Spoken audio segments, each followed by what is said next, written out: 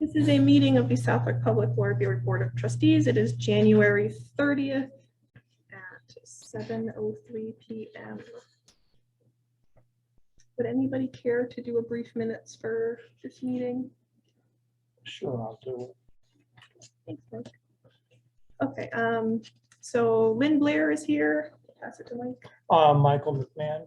Tammy Sack-Castellon. Tracy Meswar. Maria Gallo, Cindy Warner. So the only item on the agenda was just discussing our fiscal year 2024 budget that we will be submitting to the town. I need to have it to them by Friday. So this is good to have a couple days if we want to make any changes. So I sent everything to everybody earlier in the week. If you didn't have time to take a look at it, no problem.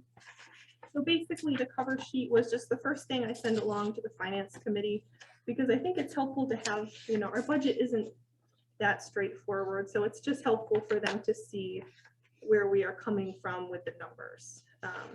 So if you're looking at page 2, which is this couple column sheet here. So basically what we are looking at is we're definitely going to meet our municipal appropriation requirement. And then, so the town asked us to send 2 examples, level funded and then a requested by department. So the level funded, obviously everything is the same. The only thing that I did have to change was the info materials line. Because we do have to meet that 19% of our budget needs to be spent on informational materials. And whenever the salaries increase, that's included in that 19%. So if we don't change that line item, we're not going to meet that requirement, if that makes sense. So the level funded one is completely the same, except for that slight increase in the info materials to meet that 19% requirement. And then the requested by department, again, the only change was in the info materials. And then we also just asked for a little bit. I put in 2,000 extra in the programming line, just because we have from the strategic plan and just everything in general, we are getting a lot of requests for programming. And to be honest, most of our programming is funded by state aid. So it would be nice to see a little bit more of that reflected in the town budget. And you don't know their people's fees and travel costs. Oh, everything's going up too. Yep, absolutely. So I mean, those were the only. I tried to maintain a very, you know, healthy budget that's also respectful of the town's, you know, budgets and constraints. And so if there's any questions or comments about that, the only line items that, you know, the salaries line items are all handled by the accountant. However, because we have to figure out that 19%, you will have a copy of my crazy little spreadsheet where I ran all the numbers for salaries, because I have to have an idea as to what those numbers are in order to figure out that 19%. So the union stuff down below is all determined by the union contract. So that was easy enough to figure out. Mine is also by a contract. The only one that's different is the assistant director. She's kind of lumped in, at least from my understanding, and Mike can correct me if I'm wrong, she's kind of lumped in with like the accountant's assistant and all the other administrative, And so when I was talking with the accounting department, they don't know what cost of living increase or anything they are going to have. So I just put in an estimated 2.5% cost of living, because we need to have something to figure out our numbers. The selectmen kind of come up with that. They see how's the current money being spent, how much money can be left over, and then they come up with a number and say, oh, 2, 2.5, 1. And it's just secretly said, and he's like, what did they just say? Oh, that must be the non-union. Yeah, so I just did 2.5% is just kind of a best guess, so we can figure out the number for that.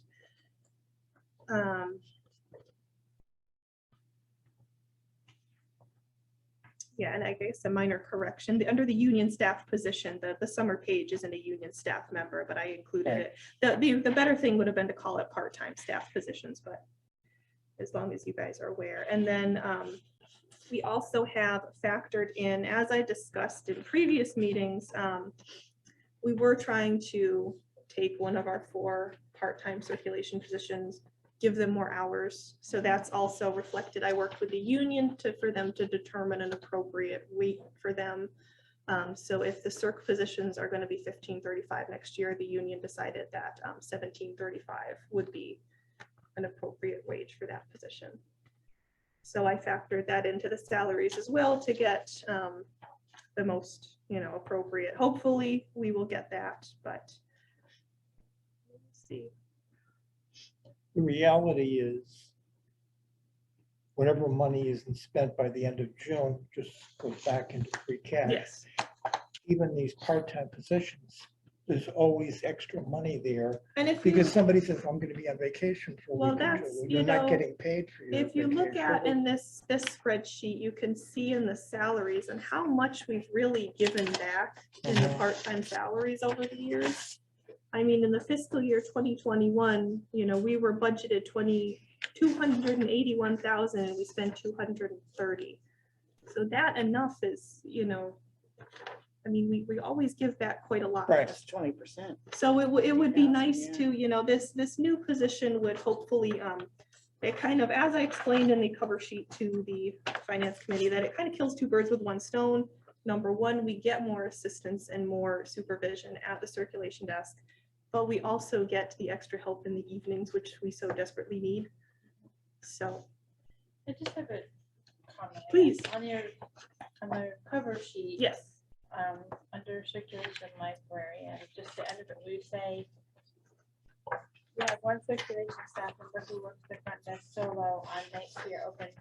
Can you maybe just figure out anything on the 3 nights that we're open? Okay, So they yeah, know, absolutely. like, it's not just yes. once a week or. Oh, yeah, for it's- sure. That's a very good point. Yes, Tammy. thank you, Tim. People are not aware of when we're open. Oh, you're open on Saturdays? I didn't know that. Oh, you're open after 5 o'clock? Absolutely. And then if you look at the library fiscal year 2024 form, on this one, under salaries, so here's where I put in the request and the explanation of the request for the extra hours for that 1 circulation position. And I'm the first person to just not be pushy at all. So when they ask for a priority, 1 urgently needed, 2 much needed, I put down 2. I mean, I don't want them to think that we're being, but how, I don't know. Mike has had plenty of experience with them over the years. I What would you- agree with you. Some library directors in the past, when they wanted this kind of stuff, or the partition in this room, they would put it in the 5-year plan. Mm, So it was always, this is not a good year for that, maybe in a future year. So yeah. every year would get put in there. I mean, so would you, in your experience, I mean, you know how much we want and need it. Would you recommend changing it to a 1 priority as urgently needed? Probably, Okay, because they Yeah, can 'cause downgrade to you're- start with, you Yeah. know. Yeah. Right. So if you don't Stuffing is do a it priority yourself, of- And you're not asking for that. no, I mean, and the other big, well, not so big request is just the capital projects, is that we're hoping to get a telephone system upgrade. So the total for that would be 3,325 for all new phones, cabling, and a data switch. So, Can I ask a question Yes. about the difference here? So you're, Yes. you're showing salaries up here at a calculation that differs from the budget. The total FY '23 budget, you have director at 71, but you have here, you're contracted at 73. oh, the fiscal year 2020, so this is our current year. Yeah, The year is July 1st through June 30th. Yeah. Okay, Yeah. so, all right. So And then the Okay. two, this is the ones we're looking at for this year, but Okay. accounting requests that we leave that grant blank so they can Oh, fill it in okay. with, all right, with their all right, so I determination. get it. Okay. Yeah, And the cover letter that they sent out to all the departments said, just before the budget meetings, the Saturday morning hearings in February or March, whenever they are, accounting will then put in the actual spent to date up to some date in January or Okay. February. And that's what they'll hand people in the FinCom and the select board. Okay, Just since they're doing this so far in advance, the number would be meaningless. okay. So I guess if we're going down that route, I can also put our telephone system in as a urgently needed priority. I Sure. mean, what is there? We can get by with the system we have. So I don't want us to think that, well, they're putting everything as a one, but the staffing is more urgently needed than the phone. So I don't want like one to overshadow the other, if you know what I mean.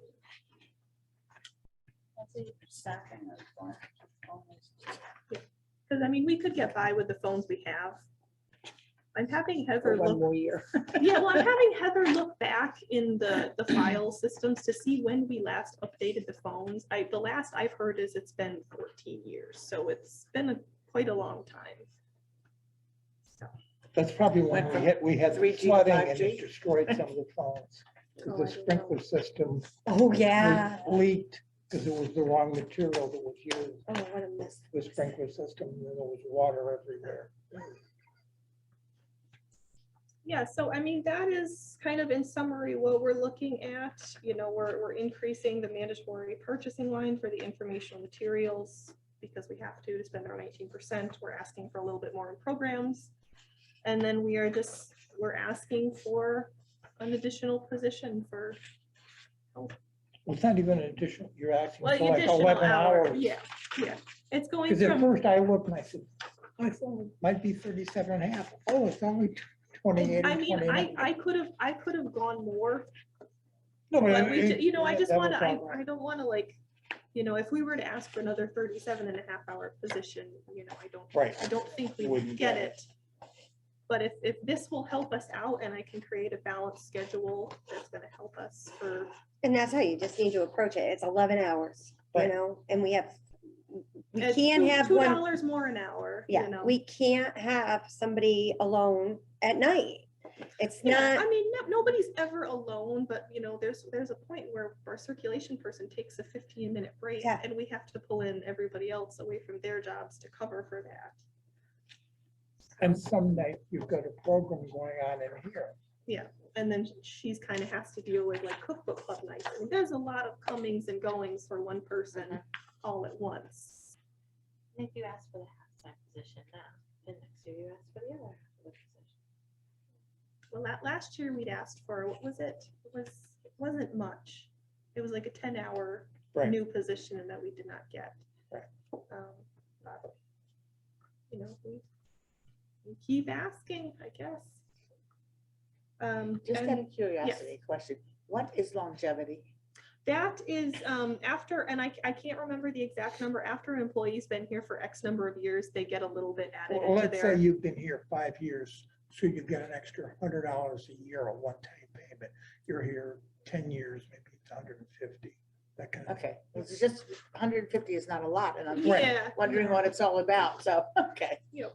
Nope, that's it. And then I didn't have anything in our 5-year projection. I mean, because I think if we're including that extra position here, doesn't make sense to Right. include it there. This would be if you said Yeah, capital expenditures, I need a new wall, I need to yeah, replace all the furniture, I need to. yeah. I mean, honestly, it would be nice to include, additional programming funds in here, but I mean, we asked for a little bit in our budget Yeah, and I can't think of any. I mean, see, the thing is like the capital things, they just kind of pop up. And I Right. can't predict, an issue that's gonna happen a year from now, so. with like the trees, I saw the 10,000. Oh, that was, yeah, see, yep, and then maintenance kind of asks for their own capital Right. projects that I learned about after, which is great, you know, where he's Right. taking down more of them too, apparently, so. Have at it. Did you have a question, Cindy?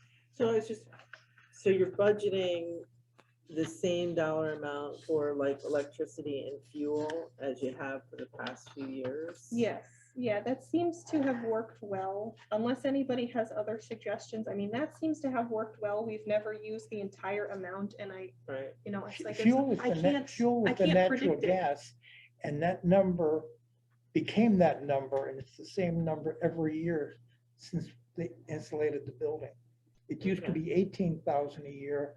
They insulated the building and it went to 8,400. well, And because it's been I'm just 8,400 asking, for because I more know than that 10 years. my fuel costs Right. and my electricity costs at my house have definitely gone up. Town hall handles that because they negotiate for all the town electric and natural gas. And if in the middle of the year that increases, Carl, then they have contingency money and he can Okay. dump some money into the Okay, yeah, utility. that's what I was wondering. Right. Okay. Yeah, yeah, we kind of check in and see how we've spent so far this year, and we seem to be kind of on track as we have in Okay. past years, which is surprisingly good. So that is what I have. Can I ask one more Please. question? And it might be completely like already answered. That's okay. So I was looking at the maintenance line Yes. and the budget in 2020 was wicked high. And then it got like decimated in 21. It went up a little bit in 22.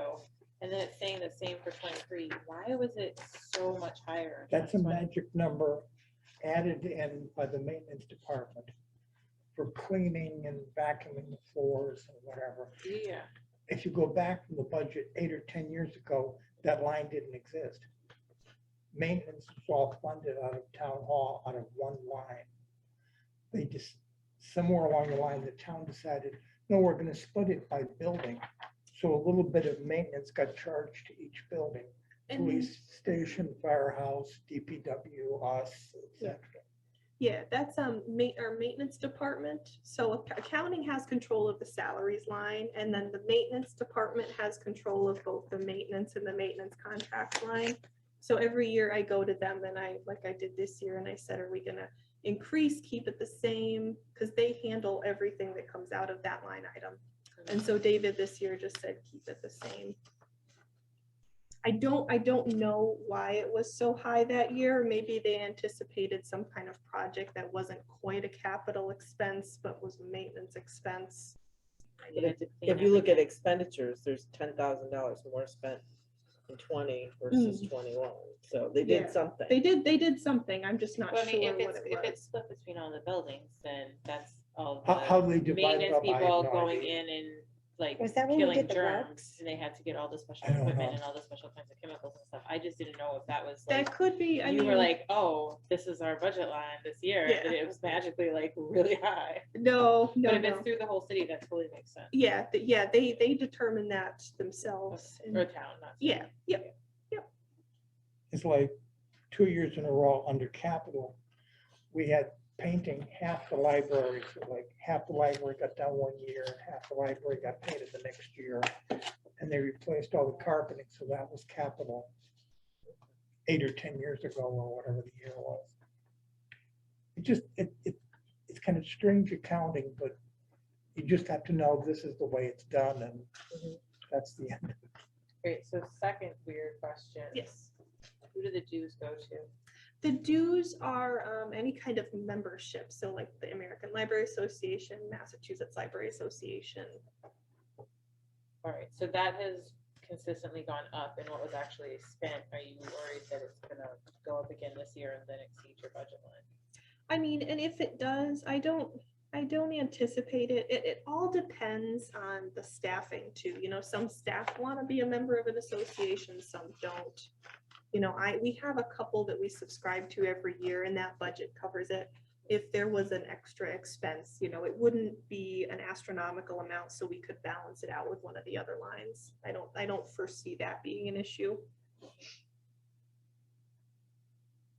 Well, sorry, I was late. Thanks for No, answering. no, no worries, no worries.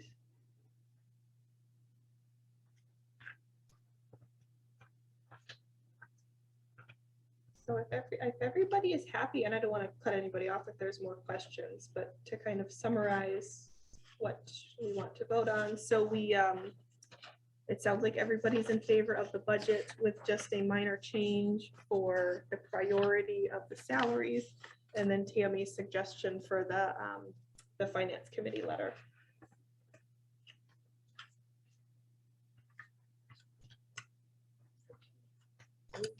Agreed. We call an official vote if Sure. there's no more questions or anything. All those in favor of the budget as proposed with the minor adjustments to it, will go around the room. Michael McMahon, yes. Everything, Priscilla, yes. John Belden, yes. Tracy Missouri, yes. Maria Gallo, yes. Cindy Warner, yes. Okay, so we've got everyone in favor of it, and we have all 6 trustees.